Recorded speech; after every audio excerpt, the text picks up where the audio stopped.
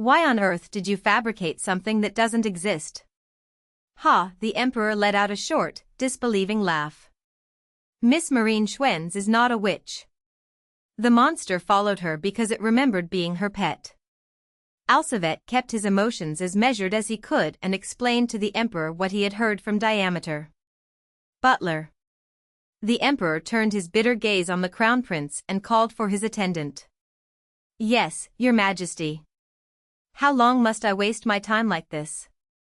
Your Majesty, please listen to me. Alsavet looked at the Emperor, who had turned a deaf ear to him as always, and pressed him with quiet urgency.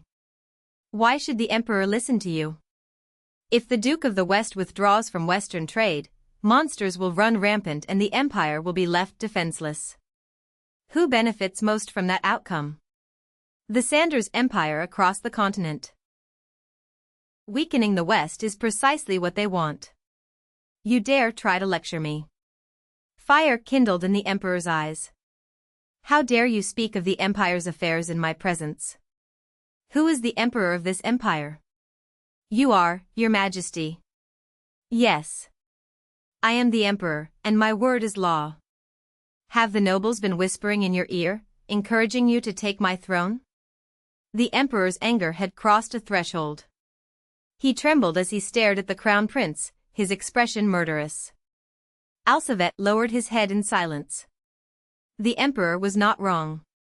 In recent weeks, as one piece of bad news followed another, the secret invitations from the nobility had only increased. Though he had refused every one of them. Why don't you say something? Has the cat gotten your tongue?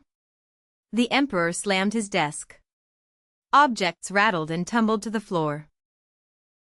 The Emperor's body shuddered, and he squeezed his eyes shut as though struck by a wave of pain. The butler's face went white. Today, His Highness the Crown Prince's presence was so forceful that it was impossible to dismiss him as usual. The butler studied the Emperor's expression and prayed silently. At last, the Emperor slowly raised his eyelids. He frowned at the Crown Prince. Prince, I did not invite you. What are you doing in my office? The fury in his voice had receded, replaced by something closer to confusion. Alsavet's eyes widened. Your Majesty. You are forbidden from entering my office until I summon you. Why are you here? I. Flustered, Alsavet fumbled for words.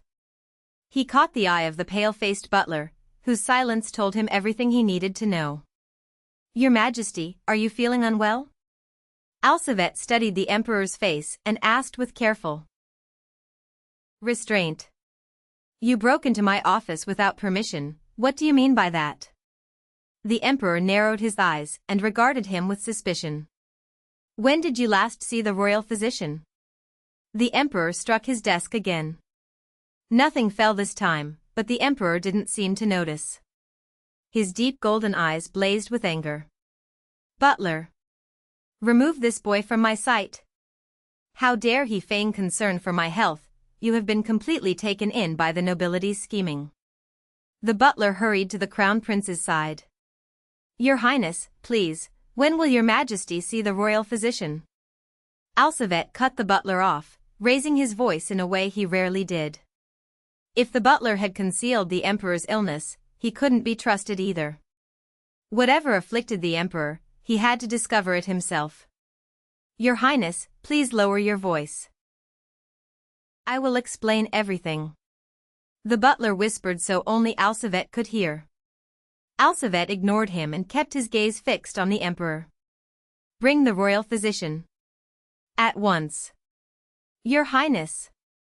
The butler called to him with an expression of quiet desperation. Alsavet did not move. The Emperor's voice cracked like a whip. Guards. Enter. Two knights burst through the office door. Detain the Crown Prince in his quarters.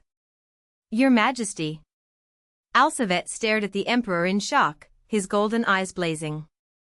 Prince, you have gone too far. The knights seized his arms and dragged him toward the door. Butler. Send for the royal physician. Your Majesty, immediately. Silence him. At the emperor's cold command, a knight clamped a hand over the crown prince's mouth. The emperor's furious face filled Alsavet's vision as he was hauled from the room. The butler felt the world dim around him. The matter he had put off for the emperor's sake had finally driven a wedge, complete and irreparable, between the emperor and the crown prince. Butler. Yes. The butler steadied himself and answered. Prepare the documents for the crown prince's abdication. The emperor's voice rang out like a thunderclap. Your Majesty. The butler raised his head in alarm. The emperor's furious expression hardened into something cold. Your Majesty, His Highness is the empire's only heir. Please, consider, the emperor cut him off without mercy. So that's it. All this time I've been keeping that fool close, and now he finally shows his claws. Better to cast him off before he bites. The emperor's golden eyes darkened, clouded with jealousy and the fear of being usurped. And summon the Duke of the South. As you wish. The butler barely managed to still his trembling hands before he bowed and withdrew. / Seth flung the letters across his desk in disgust. The vassals entangled in Western trade were begging the emperor to yield. And it wasn't only the Southerners. Every noble in the capital was placing the blame squarely on the emperor, demanding the restoration of Western trade. The rumor that the Duke of the West's fiancée was a witch had spread, but now, counter-rumors were springing up, calling her a saint. If someone could communicate with monsters, the argument went, perhaps the danger from them could be reduced. Absurd, Seth muttered, a crooked smile crossing his lips. His eyes drifted to the Duchess of the East's letter, which had been set aside in the corner of the desk. Written in cipher, it stated plainly that the majority of the nobility now supported removing the emperor from the throne. The emperor, still stubborn, still unyielding, would eventually crack under the pressure and yield to the nobles. Or else risk losing the throne entirely. And then, the office door flew open. His aide rushed inside, breathless. He appeared. Who? Seth's eyes sharpened with irritation. This had better not be trivial. The real one, no, the other one. The fake has appeared. Where? Seth's gaze lit with something dark and eager. They had been watching the man's lover, yet he had never shown himself. Now, at last, he could finish this. Kill him and become the true Duke. That's not, you have to run, right now. The aide's words dissolved into a trembling, barely coherent rush. He glanced frantically behind him. Seth frowned. What? The Southern Knights have surrounded the Duke's palace. What? Seth's chair scraped back as he shot to his feet. The Southern Knights, in the capital? A siege? Why? The other one appeared at the gates. The mercenaries are barely holding him back. You have to escape now. What are you saying? It appears that Mr. Smith has taken command of the Southern Knights. Seth went still. The blood drained from his face. His expression froze. Words failed to reach his throat. Your Excellency. Your Excellency. The aide's voice sounded as though it were coming from underwater, muffled and distant, as if his ears were filled. The aide grabbed his arm and shook him. The ringing in his ears faded. The aide's voice pierced through again. Move. Snap out of it. How can he have? Seth whispered. A man with no power over the seal, Mr. Smith has marched on the capital with the Southern Knights. How could someone without the family seal command them?